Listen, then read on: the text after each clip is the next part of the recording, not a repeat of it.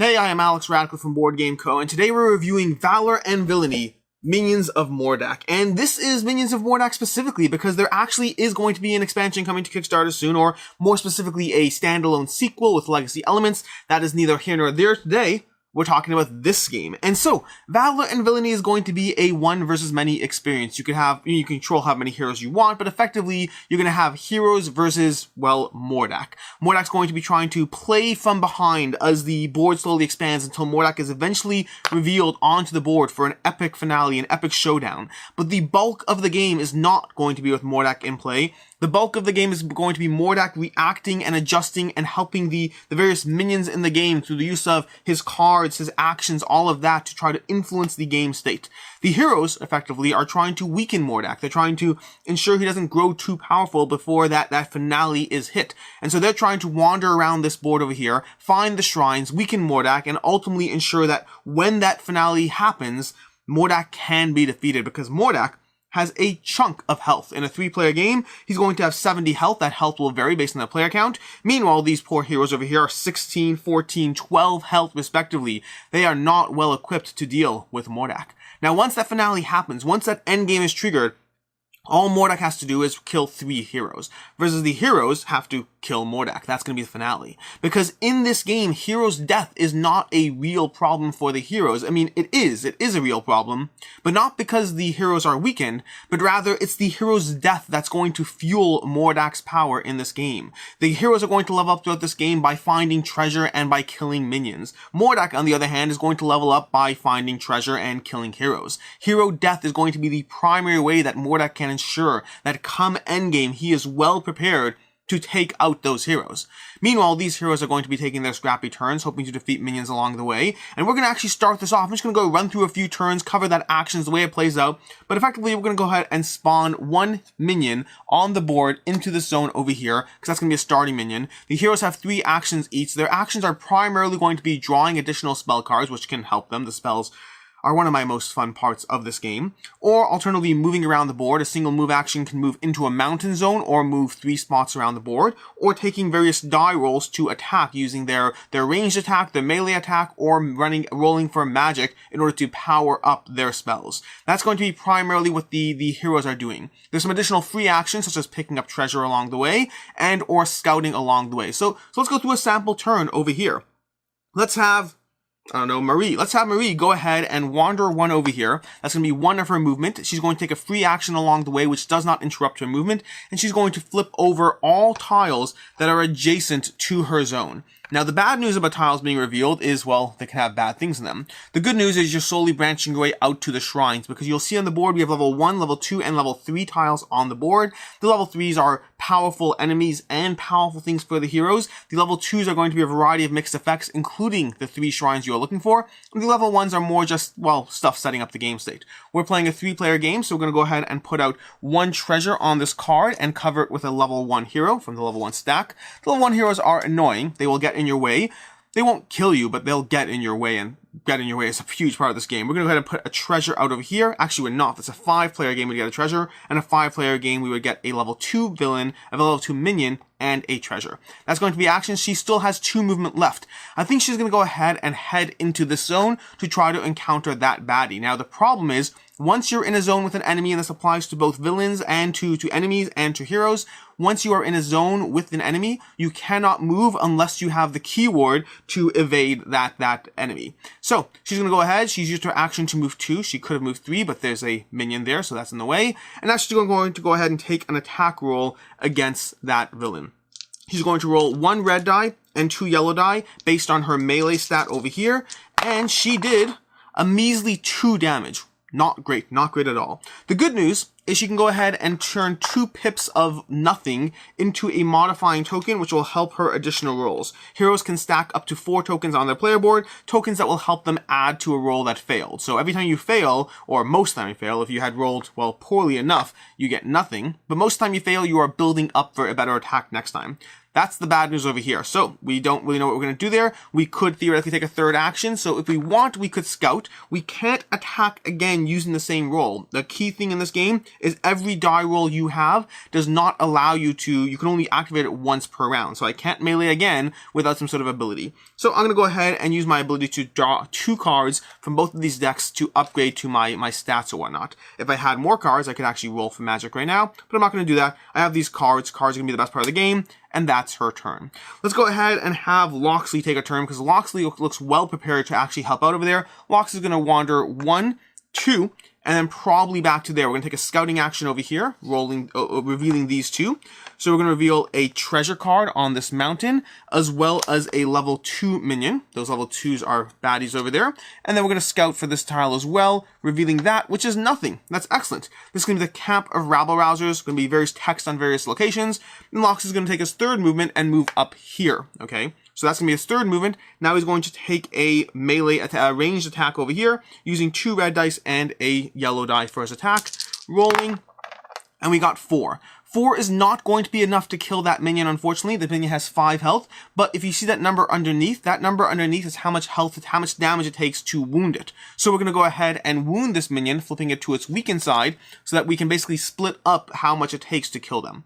That's going to be our turn over there. Then we'd go ahead and have Wagner take his turn as well. That is overall what is going on this turn. Heroes are taking 3 actions to explore, to roll dice against enemies, to perhaps roll dice against abilities. Let's take a look at some abilities.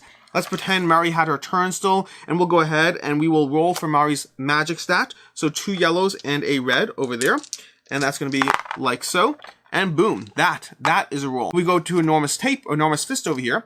An Enormous Fist is going to be attack a nearby region for 8-12 or for a 5-8-12 damage. Whenever you see this stat, that's going to mean you can do it situationally. So I can do 4-6-9 would trigger 5-8-12. So we're going to go ahead and activate that one to deal this region over here damage. Now, a general thing with damage is when you deal damage to a region, you can hurt other people, but not yourself. We're going to go ahead and deal, I don't know, let's do it to this region over here. We're going to deal 8 damage to that region, to everything in it, and just pop that baddie over there, who's going to go on our loot stash over here. So that's going to be an example of magic. These spells in this game vary drastically in what they do, from movement restrictions, movement enablings, things that will mitigate other things. There are spells you can do reactionary on your turn, spells you can do as an active thing on, well, reactionary on others' turn, or spells you can do actively on your turn. That is the primary sequence of the minions acting, the heroes acting. When the heroes are done, we're going to go ahead and check to see if they've leveled up. And so we're going to go ahead and take a look at the stashes over here. We have a villain and a hero loot stash. The way those are going to work is effectively the more gold you collect, either from killing, heroes, so to speak, or from killing minions, or from collecting treasure, are going to convert into a variable number of stars for the game. Those stars are going to be utilized to earn upgrades. Now, the 2 most common upgrades you're going to have, the only 2 upgrades, is going to be upgrading your dice so that you can roll more dice. So, for example, a single point of upgrade is going to give me additional white dice that I can add to my various rows, enabling me to roll more dice for actions. Other points will enable me to take that die and upgrade it to a level, a yellow die, and then again to take that die and to upgrade it to a red die. So you can slowly upgrade your character's offensive die rolls, their range, their melee, and their magic rolls to make them more powerful throughout the game. Additionally, I think I mistakenly said you have 3 actions in this game, and you don't have 3 actions. You have a variable number of actions, which is starting off, you have 2 actions, but as you go through the game, you're going to upgrade your action stat, so that, for instance, right now, if I pay 3 points of upgrades, I can give one of the heroes an additional action, enabling them to do more on their turn, more to help, to hurt, to whatever it is for the game. So that's going to be the upgrading. That's going to be true for both Mordak and for the heroes. They're going to be able to upgrade their the dice, as well as the number of actions in the game. You're going to go back and forth every single round. Mordak's going to get 1 step closer to basically being able to kill all the heroes, and every turn the heroes are trying to explore, to encounter the minions, to take out the minions as they encounter them. Explore a little too fast and you'll find stuff you like, but you'll also find minions you like. And the problem with that is once the heroes are done taking their action, Mordak steps in. Mordak's going to jump into the game, and he's going to take his action, rolling dice to either earn +1 tokens that can be helped to modify minion rolls, or to potentially spawn more minions, or to potentially spawn magic to play his various cards, because he's going to have a whole lot of cards that are a whole lot of fun to mess with the heroes. And then from there, the Mordak's going to after Mordak's turn, Mordak's going to go ahead and activate the various minions, and the minions are going to be able to go ahead and attack heroes along the board. So, and they're going to use typical stats. So had this minion been over here, you follow the exact same thing. He has 2 actions. He has a melee stat, which in this case is no dice, and then a range stat, which is going to be this dice, and he can just choose to activate them how he wants. So Mordak might activate that guy, saying we're going to roll 2 dice and a yellow, 2 reds and a yellow against Wagner over here. And we're going to go ahead and deal 4 points of damage to Wugner, which is great because Wugner's at 14 and now Wugner's down to 10. So you can see how a bunch of minions on the board can very quickly take a hero from full health down to nothing, at which point they're dead, and Mordak's going to level up. That's going to be the sequence here. Heroes take their actions, Mordak takes his actions, minions take their action, rinse and repeat until either all 3 shrines are discovered, at which point Mordak pops onto the board, well, hopefully not being dead, or alternatively until Mordak heads to the end of his track, at which point we're going to flip this over here. Mordak has arrived, a few things will happen, immediate upgrades will occur, no more upgrading will happen, and now it's up to Mordak to kill 3 heroes to effectively get 3 hero deaths, regardless of the same or different heroes. So if you're playing a 2-hero game, for instance, you would have to take out, well, one of the heroes twice and another hero, or just one hero 3 times. You're going to do that until the game ends. That is going to be Valor and Villainy, Minions of Mordak. And now we talk about the stuff that I liked, because there is a lot of stuff that I like about this game, although, well, we'll see. So, to begin with, powers and abilities are left, right, and center here. Every single hero, as well as Mordak, comes into play with their own unique stats over here, their own unique stats that they have, something that gives them an edge over everything else. Throughout the game, you're going to be collecting treasure, both as Mordak and as the heroes. You're going to be collecting tons of treasures that's going to augment your heroes in a few different ways, because you have these stats on the board over here, these sections, and each hero can collect 3 different treasures to utilize. Some of them giving you powerful one-time effects, some of them giving you ongoing buffs, but that's more powers and abilities. And if that's not enough, you have all these decks full of tons of spells that you can utilize, and it is a lot of spells, a lot of different abilities, every single one mixing up what you can do, how you can react, what you can do when something bad is done to you, how you can stop that bad thing, how you can turn around and stop the bad thing that's stopping the bad thing, how you can move characters around the board, how you can move yourself around the board, how you can set up magical portals. There are so many different things you can do with these cards, so many different abilities and things that are just fun, from the treasures, the spells, and everything else, and of course the inherent powers and abilities from the characters. So lots to do there. The game is fairly balanced, and I say is with a giant asterisk, because I know from seeing various feedback online that a lot of people do feel that Mordak is the stronger one from the pairing here, that Mordak has a easier time winning. But I don't know if we're playing it differently, or maybe we're just playing it wrong. That's also a possibility. But we have found so far that Mordak has lost in a majority of our games, and every game has been fairly tight. Now, what I will say is, starting off the bat, the heroes do feel like they are being punched down very hard, because you're not used to the concept of your hero dying. And so when your hero dies, and perhaps your hero dies every single round, which can happen, it might feel like you are losing a horrific game over there. It might feel like you're constantly being smashed by Mordak and all his minions. But hero death is not really a problem. It doesn't stop you from winning. It just powers up Mordak, and you as well are powering up every time you take out those minions. And if you say, no, we get that, Alex, it's fine, we've still found Mordak to be just way too hard, then I would say ensure you are not exploring faster than you should be. Exploring is great. It will allow you to get those shrines, but if you explore too many things, especially early game, before you power up, if the first thing you do on your turn is run around with 3 heroes and pop up all the tiles, revealing all those minions, then factor in the fact that Mordak will be able to activate all those minions on his turn, as opposed to slowly bringing them in through his stat. So it's important to slowly explore and not rapidly explore this board. Ensure you are in control of the regions, as opposed to just, hey, more tiles is how we win, because it's not how you win, it's how you die gruesome deaths again and again and again. So for us, we found it fairly balanced. For us, we found it to be a tight game every single time. The production quality. Moving on to the next thing. Production quality is going to be off the chart. These boards are thick. They're triple layered. Keep in mind, I do have the Kickstarter copy of the game. I do not know the differences for the retail copy. I believe you do not get dual layered boards. I believe you don't get miniatures. You have standees. I don't know all the copies. I think you have we have etched dice, you have non-etched dice, or you being retail. We have a metal coin, deluxe is metal coin, non-deluxe is whatever. The deluxe is going to have these fancy inserts, and the inserts are pretty solid. All around, the miniatures, the upgrades, everything here is very solid in terms of the production quality. And again, the art as well is going to be absolutely gorgeous. Additionally, I like the fact that the cards repeat in a lot of these spell decks. Now, that's something that is not the kind of thing I usually would say. I want powers and abilities, and I want diverse powers and abilities, and I'm not opposed to more cards. I'm looking forward to every single additional card that the next version of this game has in terms of what else they add, what new effects they have. But what I do like about those cards being effectively repeated cards is it means that after a few rounds, you already start to have an idea of what to expect. Maybe you're going to move me around. When I move onto a lake, you'll pivot me somewhere else. Maybe you're going to play that card that adds extra dice to that attack. There are enough repeat cards in this game that getting a feel for the types of things that will mess with you. I would say after one game, you already have a good idea of, well, I'm going to do stuff on my turn, But whether or not I'm able to, and whether or not you try to modify or disrupt it in different ways, those things will become, well, learned behaviors after, I would argue, a single game. And that's overall what I like about the game. It's solid, it's fun, powers and abilities. You have this element of teamwork if you are together on the hero side. You have an element of feeling powerful on Mordak's side, because again, most of the game, as Mordak, you will feel like you are beating down on the heroes more than the heroes will feel like they're beating down on you. It's more feeling than anything else, because the heroes are scrappy. They will persevere and come to the end of the game when it's time for them to clash head to head. If the heroes played well, they will be able to hold their own and defeat Mordak.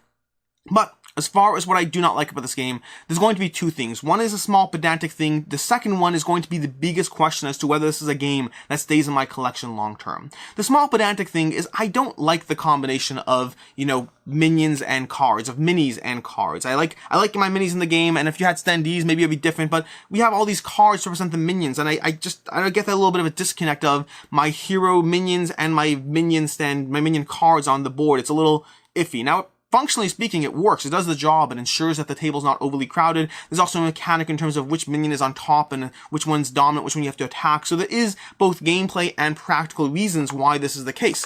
But as far as whether I love it, I mean, it feels like a little bit of a disconnect. The bigger problem with this game, and really the main complaint that I personally have before we get into what I can see others not liking, is going to be the game length. This is a game that so far, for all our games, has run long. This is a game that, while you can get it down to a manageable length, I would say expect your first game, especially with new players and everyone talking and, getting each other's plans, and you should do this, I should do that, also learning the sequencing, plus just the general game length.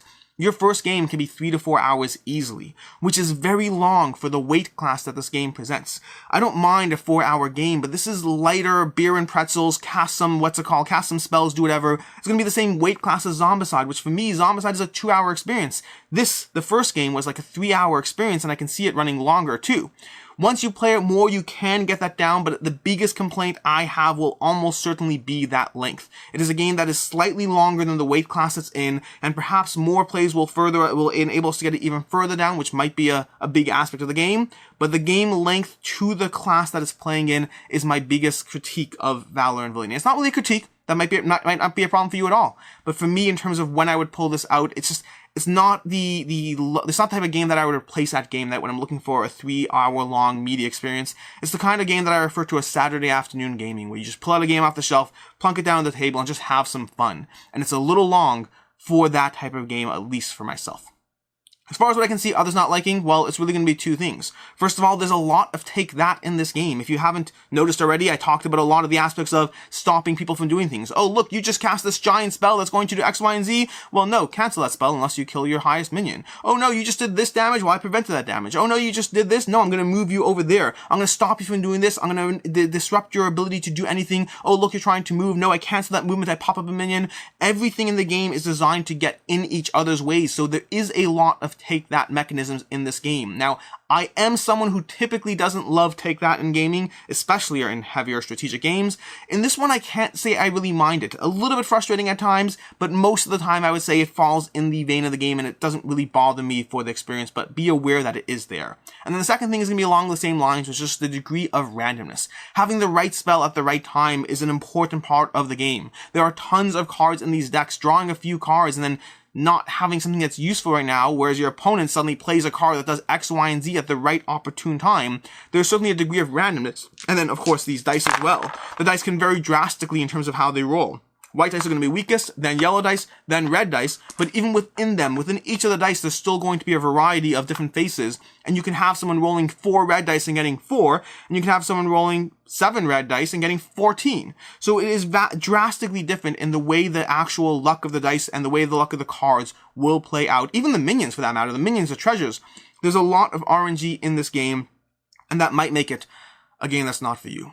For myself, my final thoughts on Valor Villainy is this is an interesting one for me. This is a 4 to 5 for me. I'm rating it a 4 to 5, which for me is a category of games. Anything I rate a 4 is almost always a game that is in my collection, at least initially. And initially, Valor and Villainy very much is a game that I am enjoying and want to continue exploring. At the same time, the length to the experience may make it over time one that doesn't stay. I don't know for right now. For right now, it's here. For right now, it's sticking around. But it's the kind of thing that a year from now, 2 years from now, when I look on the shelf and realize I just don't pull it out often enough, that might be enough for me to get rid of it. But past that length, I'm really enjoying the experience here. Past that length, it's just fun. It's beer and pretzels. It has an overlord who feels powerful the whole game, which I think is important, by the way. As an overlord character, you feel alone. The other players have each other. When you cast some sort of spell that damages every other hero, they can at least talk to each other and be like, well, this game's completely unfair. This game's broken. Oh, what if we do this? What if we do that?